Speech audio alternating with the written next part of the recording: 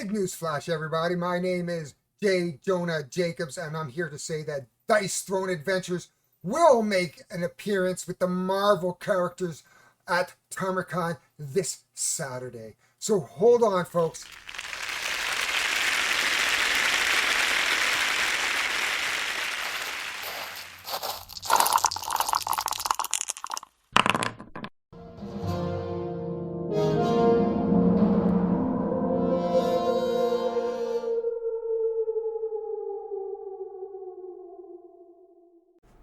Hi everybody, this is Harry Jacobs and I am the North of 60 Gamer and welcome to my table.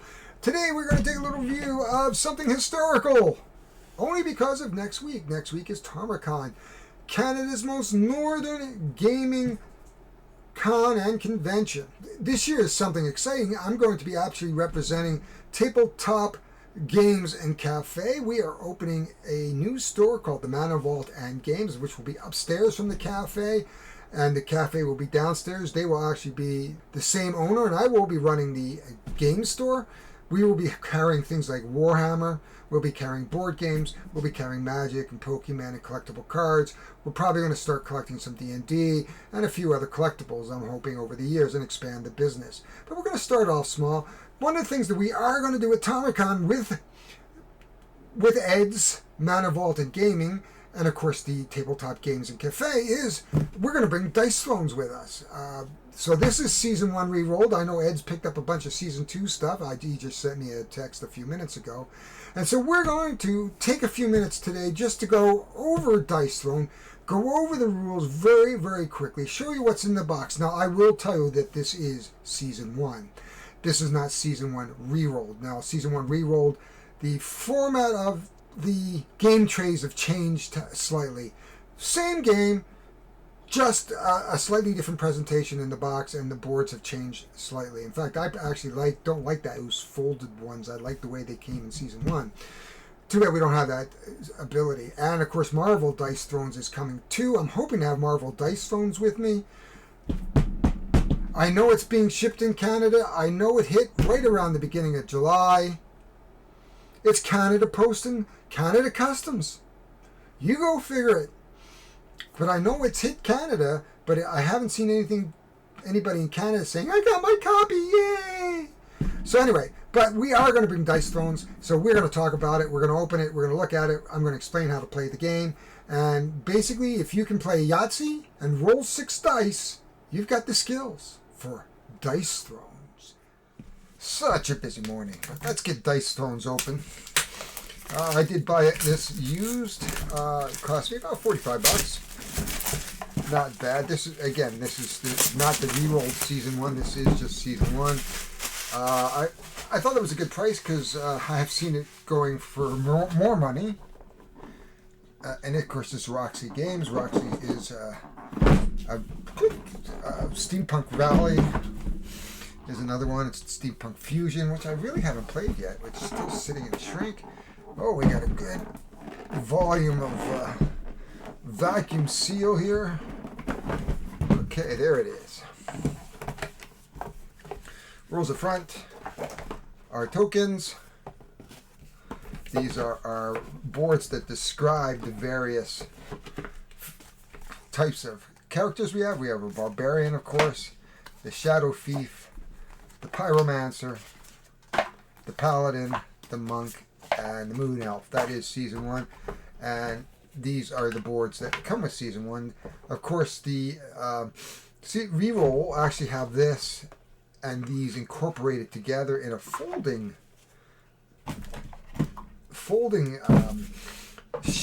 sort of cardboard, and then in this case you can see that each one has its individual counters. It's dice, it's their decks, and it's put together very, very nicely. Of course, in the re-rolled seasons, they're actually bigger because you can store the counters with them as well as the boards and things like that. So just some minor differences in terms of the types of play, and it's kind of hard to see, but we have pyromancer stuff here. These are shared among them all. It's pretty cool. And we have to put this together. But that is what's in the box, and we're going to just go through the rules really, really quickly. This is not going to be a full game, but what I want to do is give you enough of a flavor idea of how this game plays. So there we go. We're going to sleeve up some cards. For those that are interested in sleeving, I am using Mayday sleeves because that's what I have. They are 57.5 by 89. So the Mayday sleeves will fit. I have 59 by 92. So, and I've got Fantasy Flight green and Steve King green. So they're all 57 by 89. These aren't premium sleeves. These are the cheapy, like 30, 40 microns. Just because I'm cheap. But anyway, I just thought I'd tell you what size sleeves we're going to use. So the setup here is very, very simple. In the case of Season 1, of course, you have a separate card piece that talks about the Moon Elf. In the rerolled, it's in the middle, and you have flaps out with these types of things. The various and assorted counters are over here, and we have blind, entangle, evasion, and targeted, and concussion and stun for the barbarian. This is the main board. These are their powers. We both start with 2 combat points. We both start with 50 in the main game, though they do suggest if you're playing with just a beginning game, it's 30, and you take out the cards and don't use the cards. We have our unique dice. We have, you can see the feet and arrows, and they are numbered as well. And you can see the distribution, the moon down here. 1 through 6, same here, 1 through 6, except we have swords and hearts, and their special pow. And then you can see the ultimate here. So down here, of course, you would call Yahtzee. In this game, it's an ultimate, and basically you cannot block an ultimate. We may not see an ultimate, but basically what I want to do is, this is Fantasy Yahtzee. This is a head-to-head game. Now, the first thing you would do, roll a couple dice. And, of course, you roll an 8. And the barbarian would roll a 7. The moon elf would go first. The first phase is the upkeep phase. Let me just bring that up so you can see that. Remove applicable status effects. At this beginning of the game, we don't have any status effects. The status effects tends to be these here. The income phase, because Moon Elf is going first, Moon Elf doesn't get an income phase. In a normal game, you would get one combat point, and draw a card. In this case, we don't do that, but we do draw up to our 4 cards. 1, 2, 3, and 4. So here we are. We've got a get paid card, and that costs 0 combat points. That's perfect, actually. Helping Hand, select one of your opponent's dice and force them to re-roll it. And here are the upgrades. So you can get Moon Magic or Longbow, gain Evasive, and then these tend to cover the boards. And these are in the main phase. And you can tell which phase they get played by basically the color. So if you look at the colors, there's orange. If we look at our turn order, a little bit of shadow there. I'll just take myself out of the shadow. There we are. There it is. You can see the color of the phases match the color of the cards. You kind of know where the cards go. We also draw up the 4 here as well, because there are responses. The 4 getting paid, so the same kind of thing. So there are some common cards. The Moon Elf then goes into the main phase. Well, the Moon Elf goes, I'm going to say, phase getting paid. So he gets to get 2 combat points. So he goes from 2 to 4. 4. Now red is an instant. Basically can be played in any phase. He would move into the offensive roll phase, or a main phase, I should say. So we can play any of these. 4 combat points for this 3. So helping hand, select one of your opponent's dice and force them to roll. I think what he's going to do is he's going to upgrade and spend 3. 1, 2, 3, down to 1. And he's going to take his longbow and place it there. These improve how they play. Then from there, it's the offensive roll. We take our dice. We take all 5 die, just like in Yahtzee. We roll our dice. And we have 1, 2, 3, 4, 5. Well, it doesn't get any better than that on a first roll. That is a large straight. First thing we're going to do is inflict blind. Status on the barbarian. We're going to gain an invasion. And we're going to deal 8 damage. So that's going to take us down the... But before we take our 8 damage, well, we can... so we'll go down to 42. Then, at the next is... they call it the targeting roll, which we just did. We assign the damage. And then we can go over here and we can say, defend, roll 3 dice, heal 2 times every hurt. So what we do is take our dice and we roll. We heal 1 heart. Oops, we're missing a dice. So let's roll a 3rd dice. We still heal only 1 heart. So we go from 42 to 43.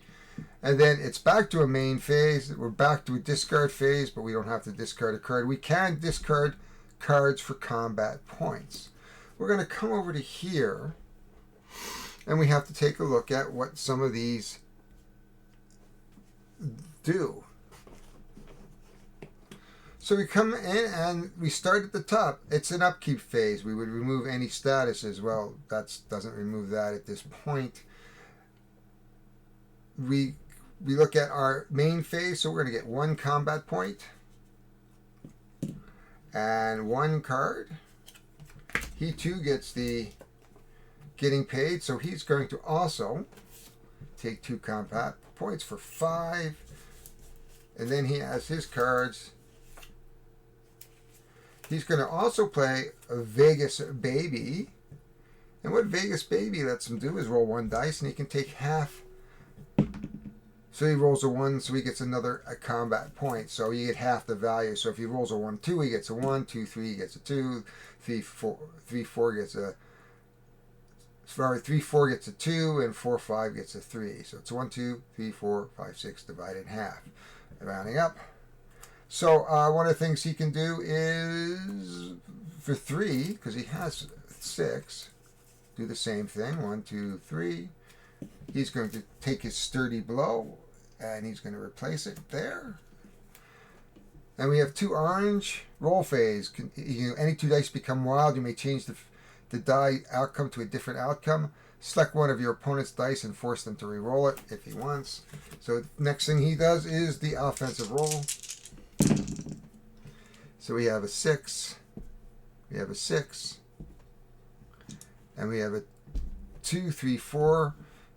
So we don't. So we have a 2, 4, 6. So we don't have. We have 2 6s though, and we have that. We have a possible there, sturdy blow.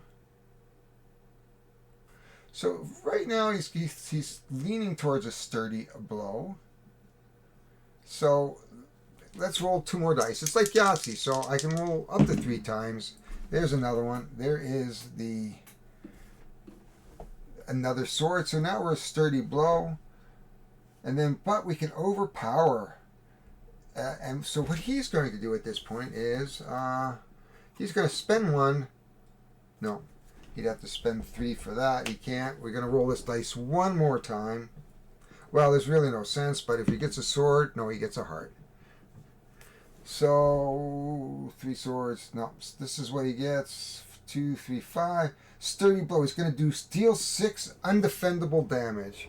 So basically, there's nothing the Moon Elf can do. He cannot do anything against undefendable damage. So he doesn't even have to get a damage roll. And he's down to 44 points. Oh, except we have to roll a 1 or a 2 because we're blind. So at the end of our offensive roll, we will roll the dice and we have a 3. So he gets his 6 damage. If he had rolled a 1 or a 2 because of the blind, he would do no offensive damage.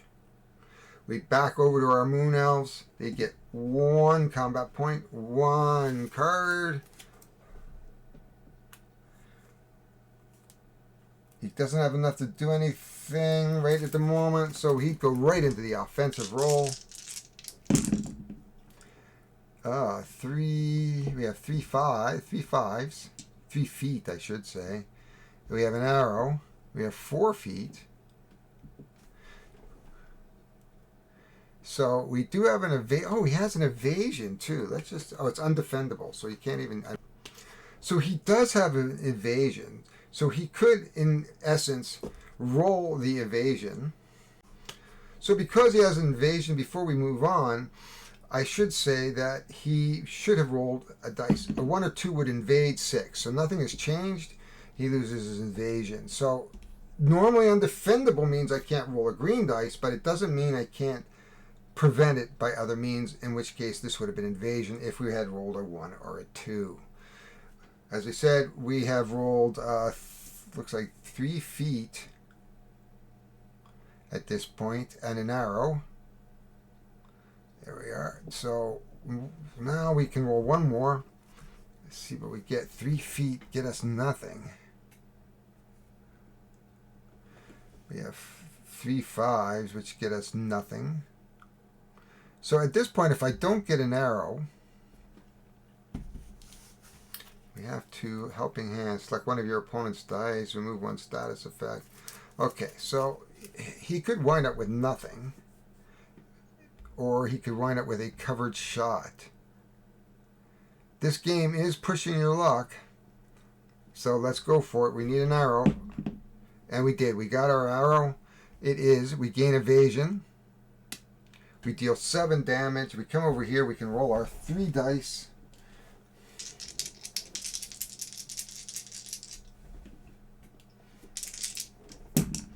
We have 1 heart, so we're going to gain back. So we're going to give him 7 damage. So we're going to get 30 down to 37.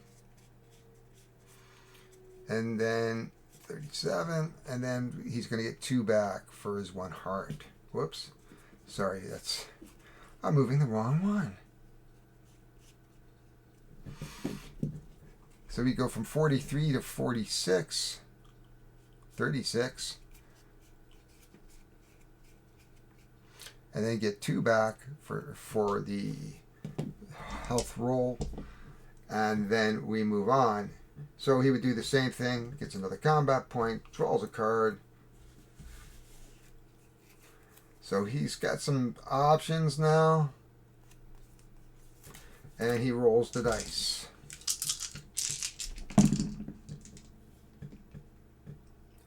Well, we have 3 hearts. So let's just see here. We have 3 hearts. 1, 2. Actually, he's got 4 hearts. So he's going to leave 4 hearts. He rolls once. He rolls twice for 5 hearts. He can come over to here. Fortitude. He just heals 6. So he's gone back up to 44.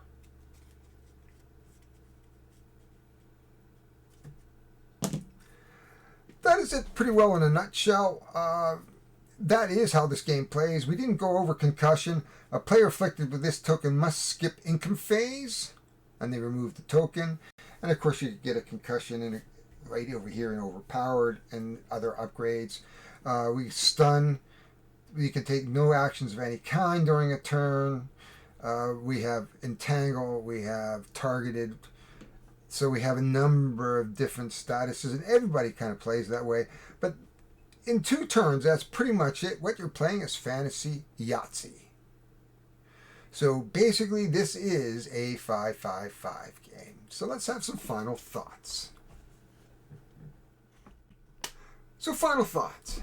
I love this game. I've always enjoyed this game. In fact, there's been times where I've just set it up 2 players and done exactly that and play head-to-head. Even one time I wanted to see who was a really good player and had a spreadsheet and started playing head-to-head. And one of the best season 1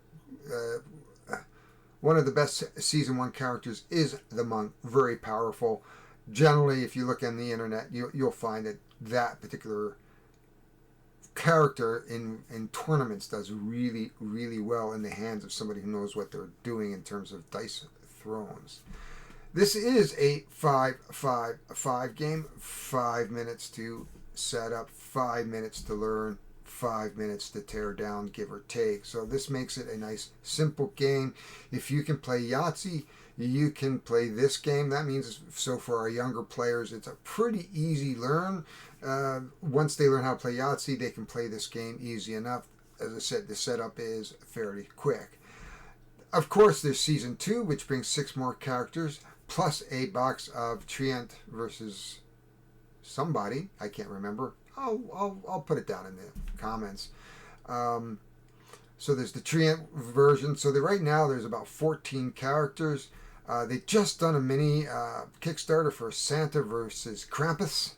So bringing up the total to a few more characters. And of course, Marvel Dice Thrones. I was really hoping it'd be here this week. We have Ptarmicon coming up on the weekend, and I was really hoping to have Marvel Dice Thrones. I have no idea where my copy is. I know it will hit Canada at the beginning of July, but it sits for a week to 2 weeks in customs, and then it's another usually 3 to 4 weeks to get it from the distributor. So I'm hoping maybe this week. I do need to check in though with that. But that is it. This is a fun game. I highly recommend it if you can find a full set. They run fairly expensive if you can find them. The rerolled seasons are around $100 to $120. You can buy individual packs for $26, I want to say. I'll put that in the subtitles. Anyway, my name is Harry Jacobs. I am the North of 60 Gamer. I thank you for being here today, and I appreciate it. If you take the time, please like my video. Better even if you would mash the subscribe button. It just shows that you show a little appreciation for the time I take to do what I do, which is really to bring games to you and our community here in the North. And I certainly appreciate it when you do mash that button. Of course, get notifications. That would be wonderful too. But I will be seeing you at Ptarmicon. Keep an eye out for the retail space that in Yellowknife, if you're in Yellowknife, or if you want to visit Yellowknife, that will be part of Tabletop Games and Eats, and I think at this point the name is Manavolt and Games. So Ed is taking his magic and opening up a full retail store with collectible cards, so baseball cards and whatnot. So look forward to that. That's it. I am out of here. Have a great day, folks. Enjoy the weather. It's a little overcast and cool today, but so much better than the 28 and 30 degree weather we've had in Yellowknife in July. We'll talk to you later. Bye-bye.